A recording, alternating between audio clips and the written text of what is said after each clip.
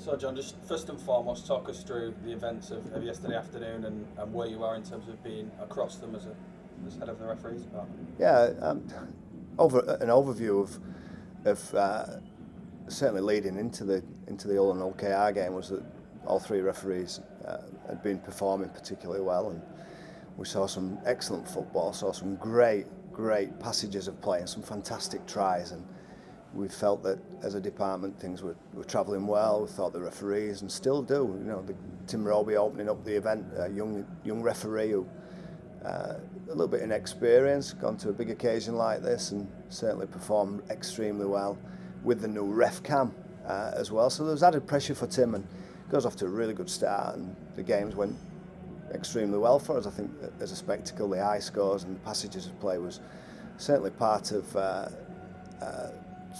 the process of this new refereeing policy and strategy of trying to keep the game flowing. And we came into the Hull and the Hull KR game on all guns blazing, really pleased with how everyone was performing. And in particular, I thought Ben Thaler, who was a referee in the Hull Derby game, I thought refereed extremely well. And then we came to a decision, didn't we, that's basically been the talking point of the first day, which is understandable really, because it was a big decision, and a decision that has been the talking point for the game at the minute.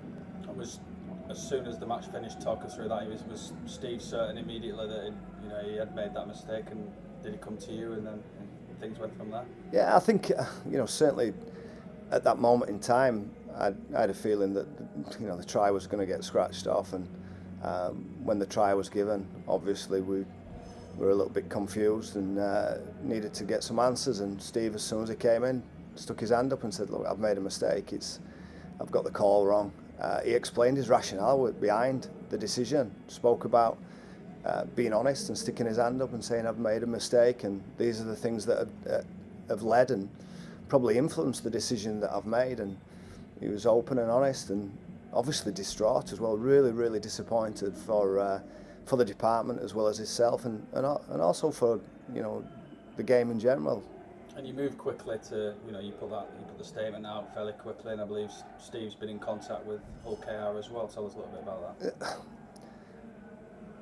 Transparency is really important, and the integrity of the department is crucial, and I think that people have to believe in the department and have to believe that the messages that we send out, whether they're right or wrong, they're done with the best of integrity and the best of belief for the game. And I felt that we needed to make a statement and be open and honest. And Steve in particular showed, I think, character. That was extremely brave in his detail and in accepting the decision that he's made was wrong. And we had a review immediately after the game behind closed doors. The staff met. We discussed the decision. We discussed the best way forward. We spoke, obviously, about speaking to people and major stakeholders within that decision and the people that were affected by it. Steve spoke directly to Neil Udgell and explained his thoughts, explained his decision, and apologised to him as well. And apparently Neil was outstanding as well in his response and spoke extremely politely and in a manner that I'd expect from Neil anyway, knowing the man like I do. And I thought that both parties handled that situation extremely well, and I'd like to thank the OKR club and certainly the way they've handled the situation and some of the feedback that we've got. And OKR released a statement today.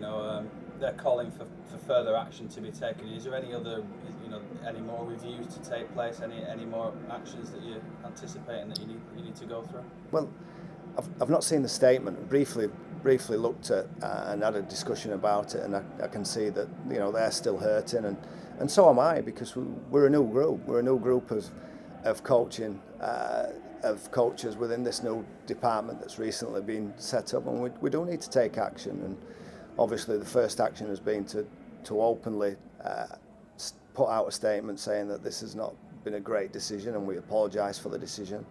We've also had Steve speak to the chairman of OKR, and further action is that Steve, who we've been a fantastic referee and a great video referee as well. I think we need to emphasise the fact that, you know, he's been doing this job for a long time, and people make mistakes. People every day make mistakes, but there are consequences because we are a performance department. We expect high standards, and unfortunately for Steve, you know, the decision really affected the outcome of the game. And with that, we had a meeting. We discussed things and we spoke about the way forward, and we just find that today Steve was due to be video refereeing in the last game, the final game, the Leeds versus Wigan game, but we've decided as a department, and Steve also has been involved in that decision. We're going to take him off that game, and we're going to juggle things around. Ian Smith is now going to go on to be video referee in that game, and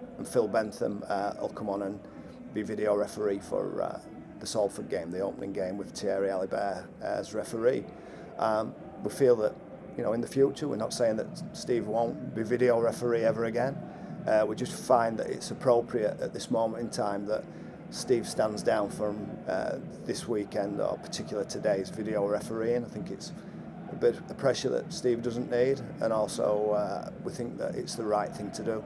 And the decision itself, you know, Steve's probably the person to ask about this, and as he made the call. But from your point of view, you know, what went wrong there? Because some people suggested it's that mind-boggling. It was a case of him, you know, pressing the wrong button for try, no try. You know, but talk us through what he had in his mind at that time. To use Steve's words, and you know, it's not verbatim, but I tracked the wrong player. Basically, Steve had picked out a particular player and followed this player and felt that he was onside, but ultimately the try scorer was in front of the guy who we tracked. Once you've made that call, once you've followed your own thought process through, and you press that button, there's no going back, is there?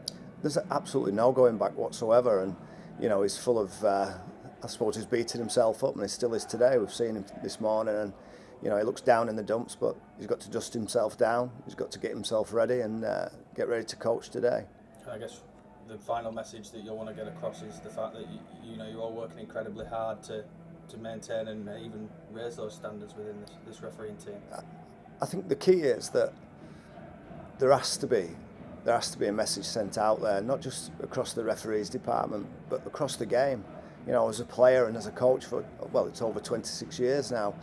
As a player, I've always been accountable, and as a coach, I have been as well. And I think that the referees have to be accountable for their decisions, for their performance, like everyone on Civis Street. Everybody has to be accountable for the decisions, and we make mistakes, and we've got to learn from them. We've got to send out a message to our fans and to people across the game that, you know, referees make mistakes. We do, and as video referees, we've seen that highlighted yesterday, that there are errors and people do make errors.